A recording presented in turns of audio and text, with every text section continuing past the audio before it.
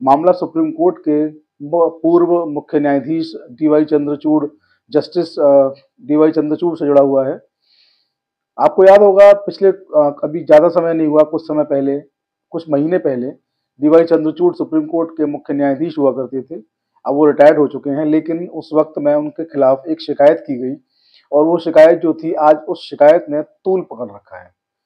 जहाँ देखिए उसी की चर्चा है, जहाँ देखिए उसी की बातें हो रही हैं और ये बातें इसलिए और ज़्यादा महत्वपूर्ण हो जाती हैं क्योंकि इस शिकायत की जो टाइमिंग है, उस टाइमिंग को लेकर लोगों का बड़ा कयास है और तमाम तरह की बहस जो है सोशल मीडिया पर और जिसको ट्विटर के नाम से पहले जाना जाता था यानी कि एक्स पर, वहाँ भी बड़ा आप देखेंगे कि बड़ी रोमांचक जो है ये लड़ाई जो हो चुकी है और इस तरीके की बातें जो वहाँ पर जो लोग जो वहाँ के जिनके अकाउंट्स हैं, जो लोग वहाँ पे शेयर कर रहे हैं अपनी बातों को, इस तरीके की बातें निकल के आ रही हैं कि इस लड़ाई का समय जो है बहुत रोमांचक है क्योंकि एक तरफ सुप्रीम कोर्ट पर आरोप लगता है कि वो जो संसद है उसको सुपरसीड कर रहे हैं, सुपर संसद बन गया है सुप्रीम कोर्ट। इस तरीके की बातें जो हैं कभी उपराष्ट्रपति कहते हैं, कभी जो है भाजपा के सांसद जो है निशिकांत दुबे कभी इस तरीके की बात करते हैं।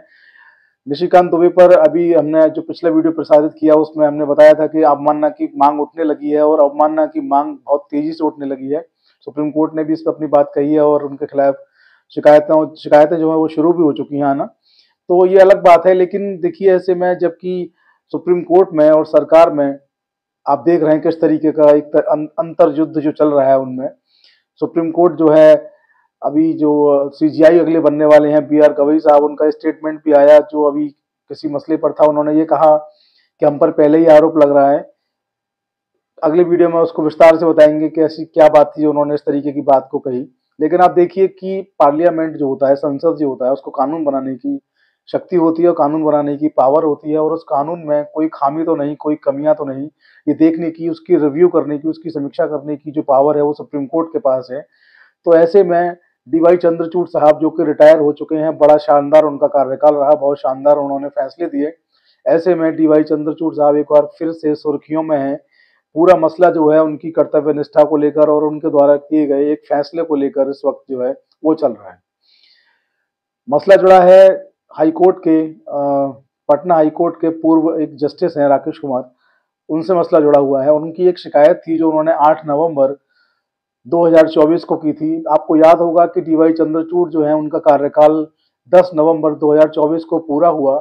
उससे ठीक 2 दिन पहले यानी कि 8 नवंबर 2024 को हाईकोर्ट पटना के पूर्व जज राकेश कुमार के द्वारा एक शिकायत की गई राष्ट्रपति के लिए और उस शिकायत में ये कहा गया कि सीजीआई ने एक मामले में जो पीठ गठित की उसका फैसला जो उन्होंने आनन फानन में लिया, यानी कि मैं पूरा आपको मामला बता दूं।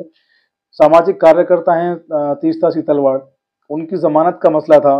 जो जो जज साहब हैं हाई कोर्ट के, उन्होंने जो डिस्कस किया अपनी शिकायत में, उन्होंने कहा है कि उनकी जमानत का मसला था।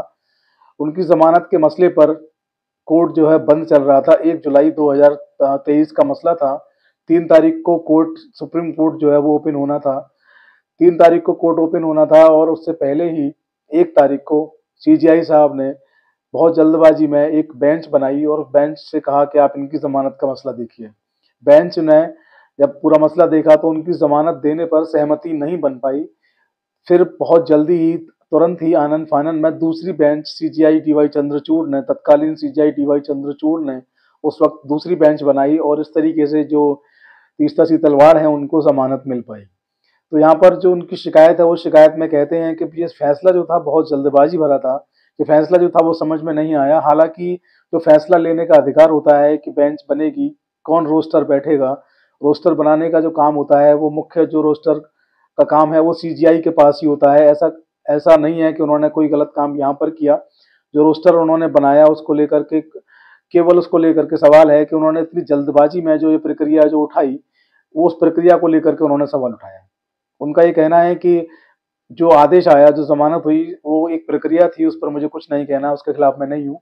लेकिन इतनी जल्दबाजी में जो डीवाई चंद्रचूड़ साहब ने 2-2 बार बेंच का गठन किया, कोर्ट बंद था। हालांकि कोर्ट बंद रहता है तो बंद कोर्ट में पहले भी सुनवाइयां जो हैं, अर्जेंट मामलों की सुनवाइयां पहले भी हुई, देश में हुई हैं, अभी भी होती हैं।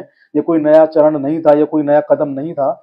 लेकिन पूर्व जज हाई कोर्ट के हैं, उनकी बात का भी महत्व है और इस बात का महत्व इसलिए और ज़्यादा बढ़ जाता है कि ये आरोप जो है देश के बहुत लंबे समय तक सीजीआई रहे पूर्व सीजीआई डीवाई चंद्रचूड़ साहब से जुड़ा हुआ पूरा मामला है, इसलिए और ज्यादा महत्वपूर्ण हो जाता है। और सबसे ज्यादा महत्वपूर्ण ये हो जाता है कि इसकी शिकायत जो है वो राष्ट्रपति से की गई। शिकायत करने की जो तारीख थी आप देखिए 8 नवंबर 2024 की वो शिकायत थी, लेकिन ये शिकायत अब अप्रैल 2025 में बहुत सुर्खियों में है। अब इस पर कार्रवाई होना शुरू हुआ है। ये शिकायत जो है वो कानून मंत्रालय को भेजी गई और कानून मंत्रालय से फिलहाल जो शिकायत है वो कार्मिक मंत्रालय को भेजी गई है।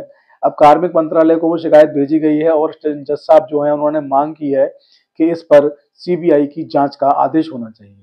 राष्ट्रपति से उन्होंने मांग की कि इस पूरे मामले पर सीबीआई जांच होनी चाहिए कि इस मामले में कहीं कोई झोलझाल तो नहीं था। इस मामले में जो पीठ जो बनी, जो बहुत जल्दी में आनन फानन में इस तरीके के जो फैसले जो सीजीआई साहब ने उस वक्त दिए, कोई गड़बड़ी तो नहीं थी। इसकी जांच के लिए सीबीआई का गठन हो, सीबीआई इस पूरे मामले की जांच करे।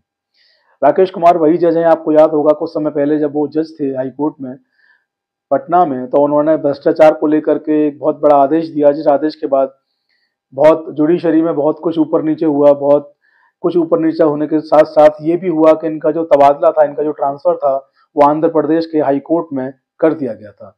तो वो भी काफी तेज तर्रार और जाने पहचाने नाम रहे हैं जुडिशियल सिस्टम के, हाई कोर्ट के जज रहे हैं। और जो कि उनका आरोप जो है सीबीआई जांच की जो मांग है राष्ट्रपति से है। और सबसे बड़ी बात यह है, ऐसे में जब वक्फ बिल पर आदेश आने वाला है, ऐसे में जब राष्ट्रपति को अभी अभी सुप्रीम कोर्ट ने एक आदेश जारी किया जिसमें कहा गया कि राष्ट्रपति जो बिल होते हैं उनको 3 महीने में उन पर निर्णय लेना होगा, जिसको लेकर के हमारे देश के उपराष्ट्रपति जगदीप धनखड़ साहब ने और अभी जो सांसद है निशिकांत दुबे, उन्होंने दोनों ने सवाल उठाया और ये कहा कि सुप्रीम कोर्ट, जगदीप धनखड़ साहब ने कहा था कि सुप्रीम कोर्ट कौन होता है राष्ट्रपति को आदेश देने वाला। आप सब लोगों को मालूम है, दोबारा से उसको डिस्कस नहीं करूंगा। और निशिकांत दुबे जो है उन्होंने भी ये कहा कि जो धर्म युद्ध देश में हो रहा है इसके लिए सीधे सीधे सुप्रीम कोर्ट जिम्मेदार है। अगर कानून सुप्रीम कोर्ट बनाएगा तो संसद को बंद कर देना चाहिए।